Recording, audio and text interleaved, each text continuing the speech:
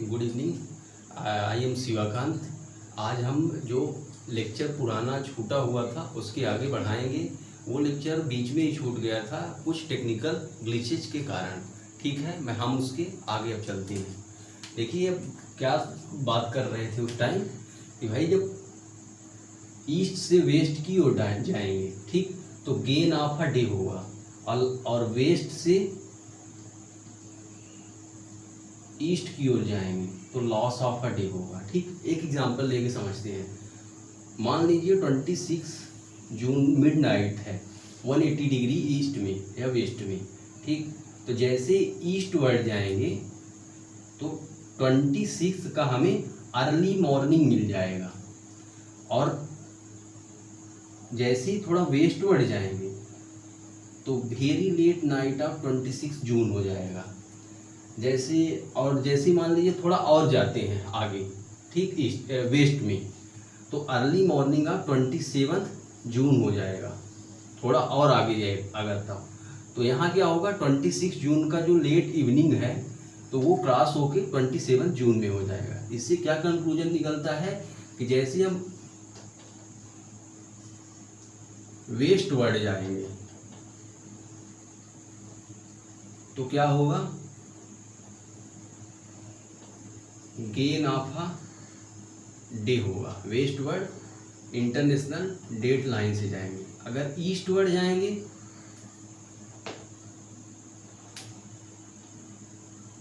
तो क्या होगा,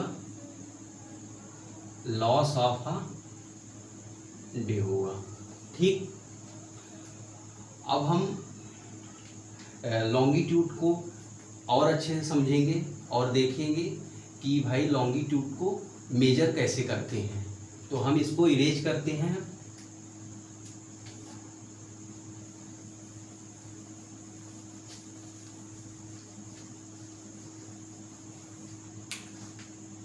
तो मान लीजिए ये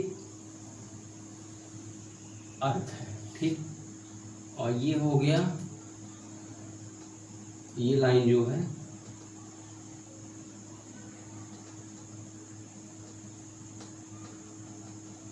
ये प्राइम मेरिडियन है, पीएम। ठीक, अगर कोई लॉन्गिट्यूड खींचे ऐसा, है ना, तो अगर देखेंगे भाई ये कितने डिग्री में है, तो इसका जो मिडिल पॉइंट होगा प्राइम मेरिडियन का, इसके रिस्पेक्ट में जो भी सरफेस का पार्ट होगा, जैसे मान लीजिए ये पूरा एंगल ऐसा कुछ निकला हुआ है कोई जगह है, ठीक, तो ये जो एंगल होगा, ये एंगल, ये थीटा, यही क्या होता है, लॉन्गिट्यूड। लॉन्गिट्यूड को हम रिप्रेजेंट करने के लिए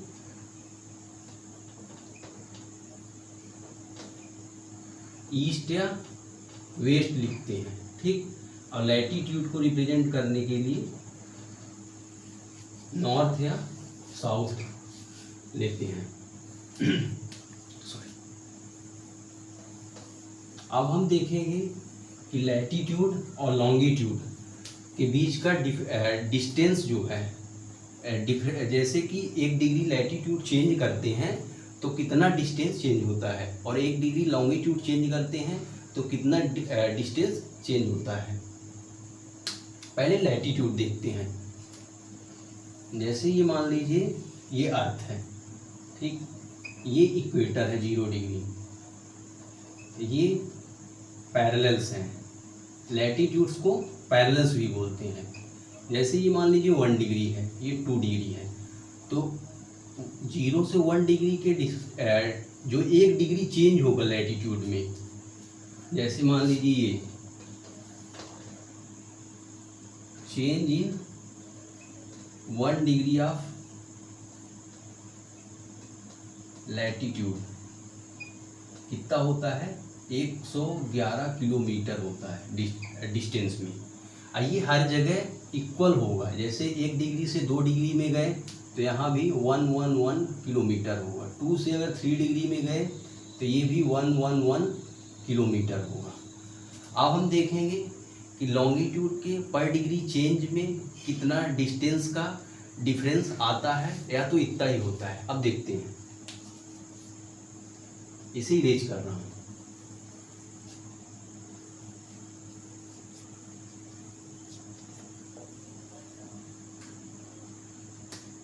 ये हमारा 0 डिग्री इक्वेटर है, ठीक। ये 60 डिग्री नॉर्थ लैटीट्यूड है, जैसा कि बताया कि लैटीट्यूड में नॉर्थ और साउथ यूज करते हैं, ठीक। और ये है प्राइम मेरिडियन, 0 डिग्री लॉन्गिट्यूड है, ठीक। अगर इक्वेटर के पास 1 डिग्री का अगर चेंज करेंगे, जैसे ये मान लीजिए ये 1 डिग्री का यहाँ इक्वेटर के पास अगर चेंज करेंगे तो डिफरेंस जो होगा वो 111 किलोमीटर होगा। लेकिन यही अगर हम 60 डिग्री के पास देखेंगे तो डिफरेंस जो है तो ये घट जाएगा, तो ये हो जाता है 55.5 किलोमीटर।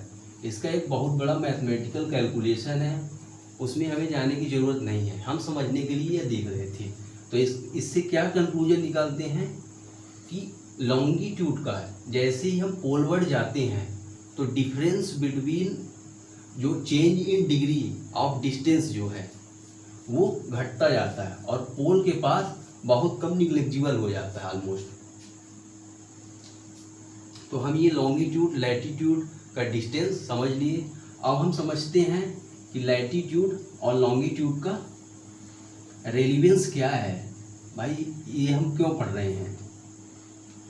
एक एग्जांपल लेता हूँ, मान लीजिए जैसे आप हॉलीवुड मूवीज़ में देखते हैं कोई शिप वगैरह होती है तो उसमें दिखाता है जैसे 45 डिग्री नॉर्थ, 45 डिग्री ईस्ट, अपना लोकेशन देता है ऐसा कुछ।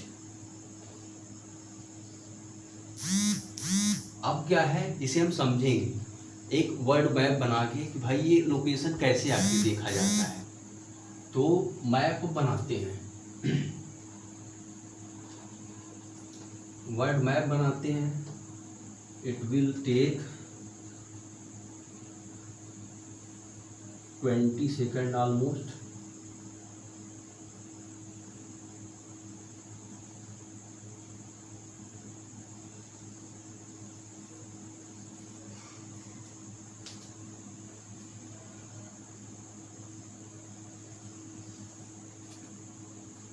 हमें ज़रूरत जो है वो पूरा मैप ये बन गया, ठीक। ये ऑलमोस्ट मैप तैयार हो गया। अब हम देखते हैं कि 45 डिग्री नॉर्थ कहाँ पास आएगा, लैटीट्यूड का है। तो ऑलमोस्ट ये अगर ये मान लीजिए ये 45 डिग्री नॉर्थ लैटीट्यूड है। अब हम ईस्ट का देखेंगे। अब ईस्ट का कहाँ से देखेंगे, ये प्राइम मेरिडियन जो गई है, प्राइम मेरिडियन कहाँ से गई है, ग्रीनविच से, है ना। ग्रीनविच लंदन में है, तो यहाँ से देखेंगे 45 डिग्री ईस्ट जो है वो कहाँ पास आता है। तो ऑलमोस्ट मान लीजिए ये 45 डिग्री यहाँ पास आएगा। तो हम कहाँ हैं, जो लोकेशन अभी दिखा रहा था ये लोकेशन। तो ये लोकेशन को हम जानने के लिए लैटीट्यूड्स और लॉन्गिट्यूड्स का सहारा लेते हैं, ठीक है। अब हम देखेंगे कि टाइम जो है वर्ल्ड की कितने पार्ट में है, कौन सी कंट्री कितने टाइम जोन यूज करती है। तो हम इसे इरेज कर रहे हैं थोड़ा थोड़ा।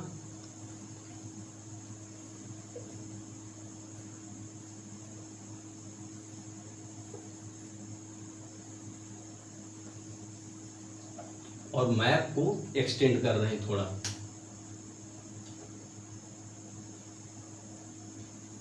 ये साउथ अमेरिका हो गया,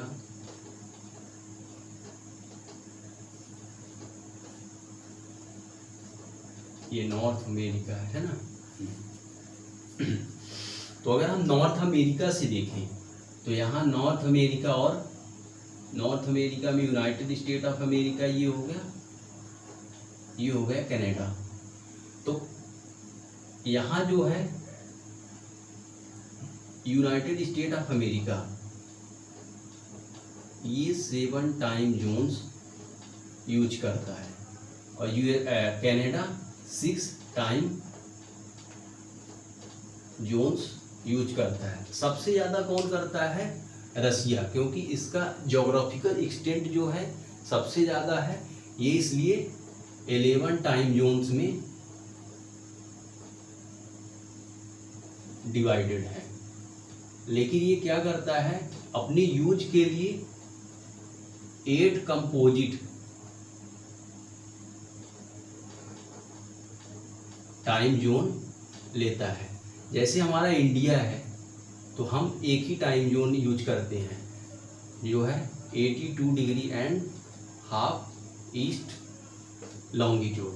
ठीक, चाइना है जो 5 टाइम जोन्स यूज करता है। तो ऐसे हम देख लिए कौन सी कंट्री कितनी टाइम जोन्स यूज करती हैं। अब हम देखेंगे कि जो टाइम जोन हैं एक्चुअली क्या हम इसी से मेजर करते हैं या तो कोई और एक्यूरेट टाइम मेजर के लिए कोई मशीन है। ठीक, तो उसके लिए हम देखेंगे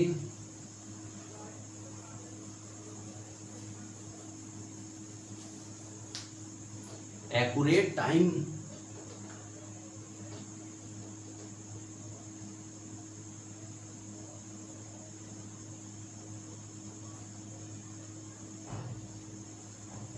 टाइम मेजर करने के लिए हम क्या करते हैं कि सीजियम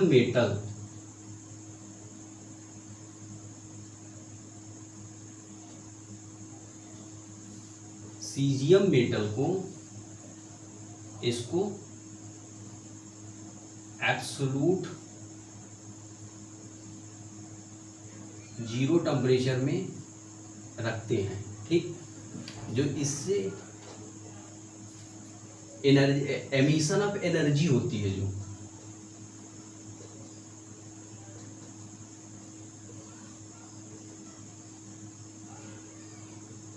सीजियम मेटल से जो एमिशन ऑफ एनर्जी होगी एट एब्सोल्यूट 0 टेम्परेचर, तो उसकी हम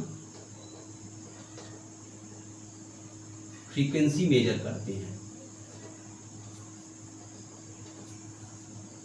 तो यही फ्रीक्वेंसी के सपोर्ट से हम टाइम एक्यूरेटली मेजर कर पाते हैं। इस टाइम का यूज जो है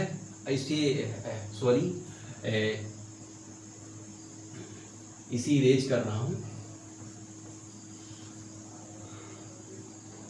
जो एक्यूरेट टाइम मेजरमेंट है तो इसका यूज हम सैटेलाइट्स में यूज करते हैं, है ना। और जैसे हमारी ये है नाविक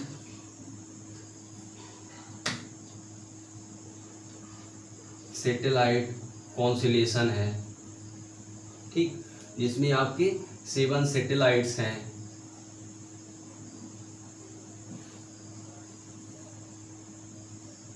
तो यहाँ भी हम जो टाइम मेजरिंग वॉच है वही एटॉमिक वॉच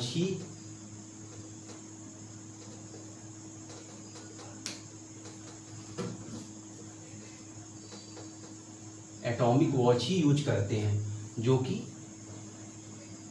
सीजियम मेटल पे डिपेंडेंट है, जैसा कि पहले बताया है।